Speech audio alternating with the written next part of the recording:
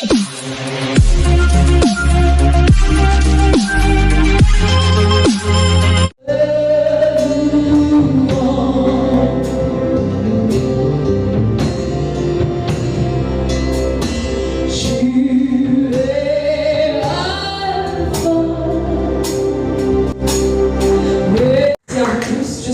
matin, pas pour prêcher, je prêche tous les samedis, à partir de 8 heures depuis 5 ans.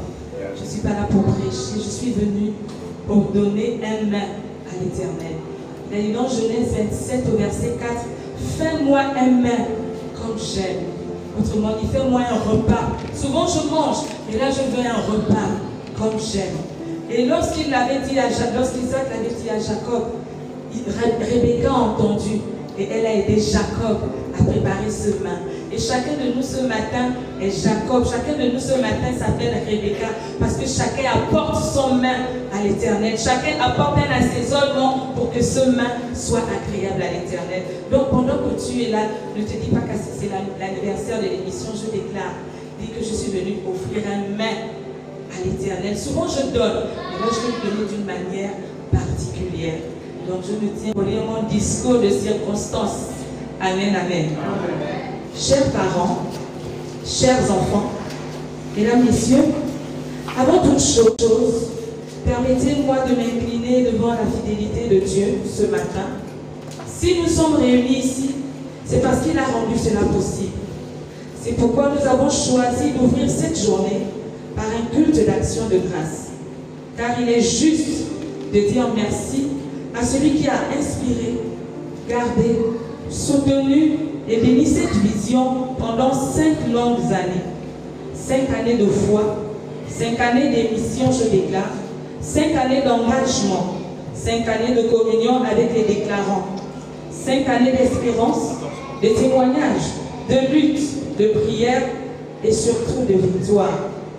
Je déclare est né le 27 avril 2020 dans un contexte incertain, mais avec une conviction forte, déclarer des paroles de foi, des paroles positives, des paroles de vie, des paroles de bénédiction, là où tout semblait s'éteindre, afin de favoriser l'action de Dieu dans notre pays, le Gabon, dans toutes les familles qui vivent au Gabon.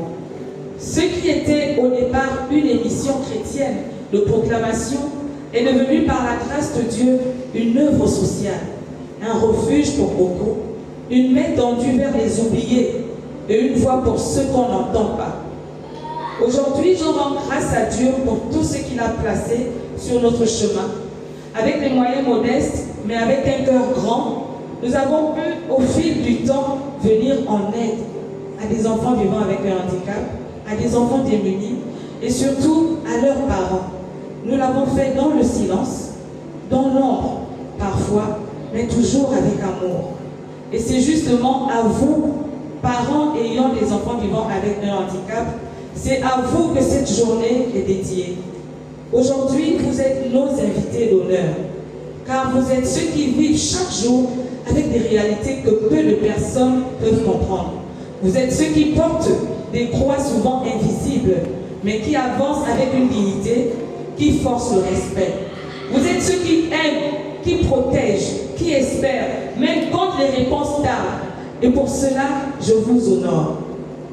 Le thème de cette journée, quel accompagnement pour les parents ayant des enfants vivant avec un handicap, n'est pas simplement une interrogation, c'est un appel, un signal fort lancé à notre société, à nos institutions, à nos églises. Ces parents ont besoin de soutien. Un soutien psychologique pour libérer les émotions retenues, un soutien spirituel pour renforcer leur foi dans les moments de doute, un soutien financier et social pour alléger les charges du quotidien, un accompagnement global fait d'écoute, de respect et de solidarité.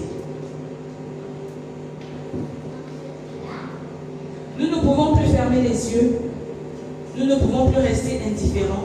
Et tant que Dieu nous en donnera la force, je déclare, continuera à plaider, à aider, à sensibiliser et à poser des actions concrètes. Je voudrais remercier notre marraine, cette femme engagée dans le social depuis toujours, qui a pu en cette œuvre dès le début et qui n'a jamais cessé de nous encourager. Chère marraine, ta présence à nos côtés aujourd'hui est une bénédiction. Est-ce qu'elle peut se lever? Nous voulons acclamer le Seigneur pour sa vie. Et que cette journée soit un tournant, un encouragement et une déclaration de plus. N'oubliez pas, la différence n'est pas un fardeau, c'est une richesse. Nos enfants sont différents, mais ils sont notre richesse. Amen, amen, amen.